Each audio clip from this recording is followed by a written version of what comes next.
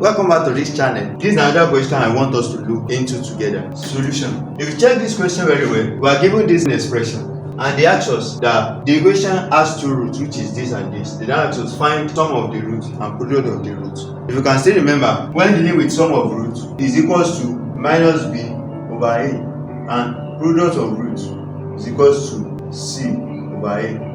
But in this format, we are not making use of this because the given expression we are given here is not in form of a straightforward quadratic expression. So that is why we are not going to make use of this in this certain question. What are we now going to do?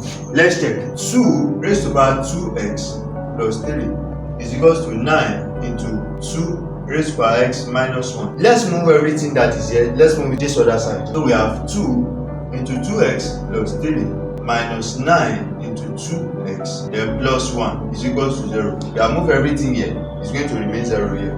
So from this place, let's split this given expression. We have 2 raised to the power 2x then multiply by 2 raised to the power 3. Don't forget, when base are the same, you add the power. That is how we have it here. We just split this into this. Then we have minus 9 into 2 raised to the power 8 plus 1 is equals to 0. If you check this very well, we can also rewrite this one like this. 2 raised to the power x all squared multiplied by 2 raised to the power 3 will give you 8. That is 2 times 2 times 2. That is 8. So we have 8 minus 9 into 2 raised to the power x plus 1 is equals to 0. This is 2 raised to the power x and this is 8. Let 2 raised to the power x is equals to y. So we have y squared multiplied by 8 minus 9 into y then plus 1 is equals to 0. From this place, 8 multiplied by y squared, we are going to have 8y squared minus 9y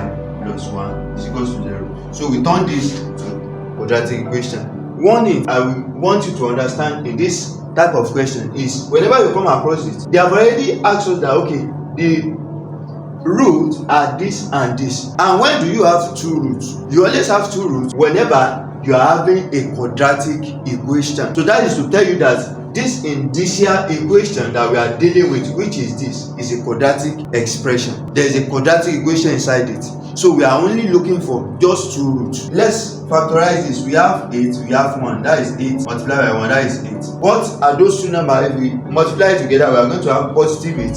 If we add it together, we are going to have negative 9. That is minus 8 multiplied by minus 1, which is equal to positive 8.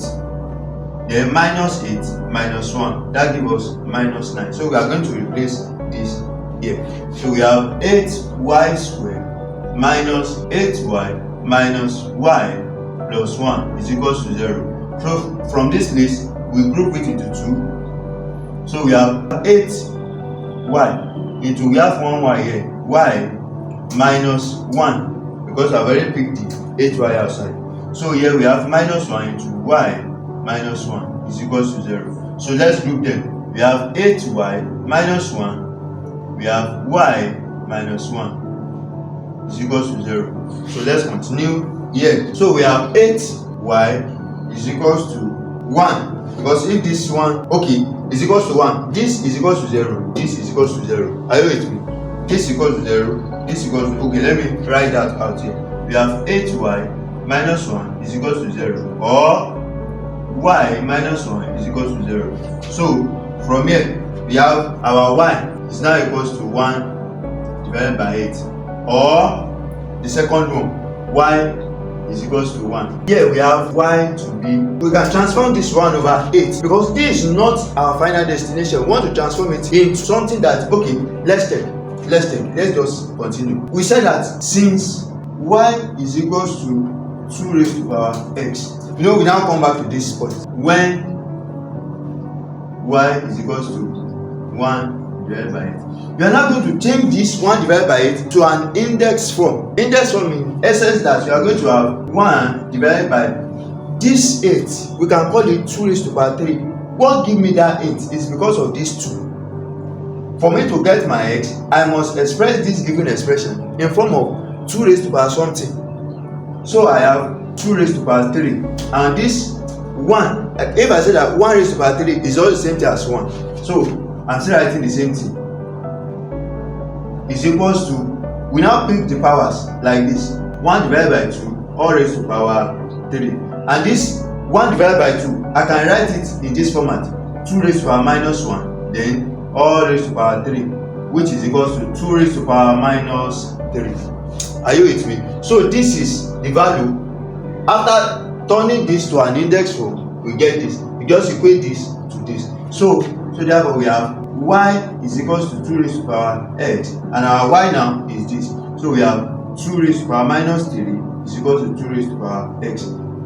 The base are equal, equate the power. So therefore first x is equals to minus 3. Then we are looking for the second x now. When y is equals to 1. When y is equals to 1. So let's equate this to this too.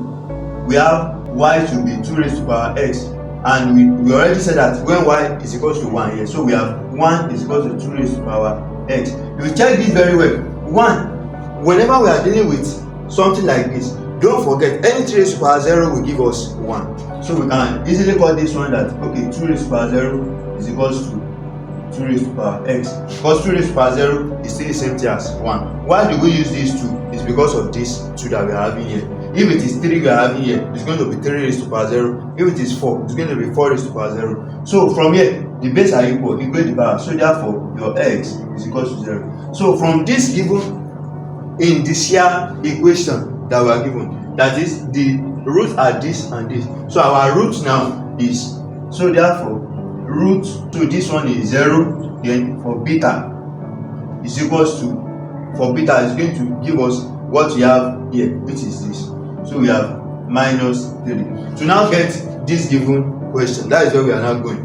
So therefore, your sum of root, which is this plus this, is going to give you 0 plus into bracket minus 3, which is equals to minus 3. Then product of root is going to give you 0 multiplied by minus 3, which is equals to 0. Thank you very much.